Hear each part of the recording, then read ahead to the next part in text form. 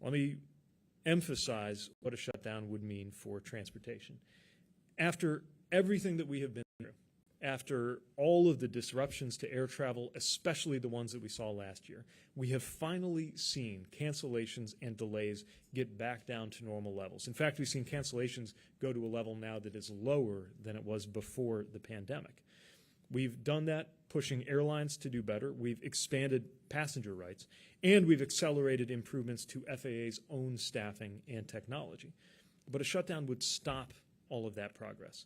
It would mean we would immediately have to stop training new air traffic controllers and furlough another 1,000 controllers who are already in the training pipeline.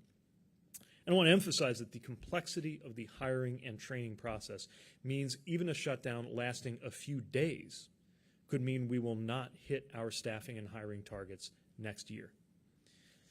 Meanwhile, it would deprive those air traffic controllers who are still working of their paychecks.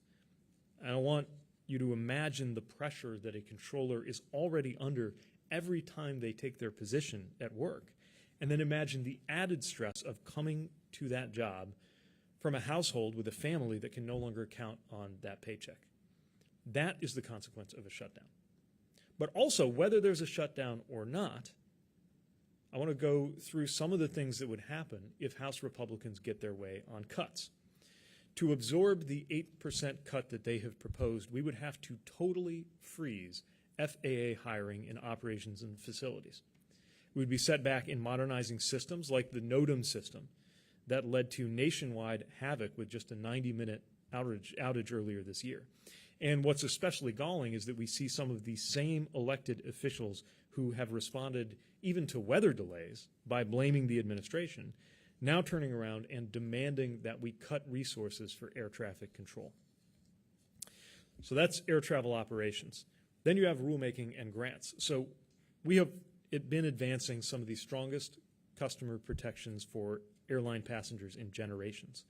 Our Office of Aviation Consumer Protection has helped passengers get billions of dollars in refunds for canceled flights. We're developing a rule to get passengers compensated for long delays.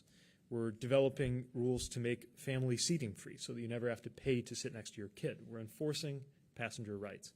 And a shutdown would stop that work in its tracks. Not to mention work around the department like helping emergency first responders dealing with hazardous materials and work that goes on to strengthen rail safety regulations.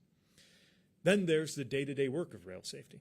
After the Norfolk Southern derailment in East Palestine earlier this year, leaders on both sides of the aisle in Congress rightly came together to start a process to help make our railroads safer.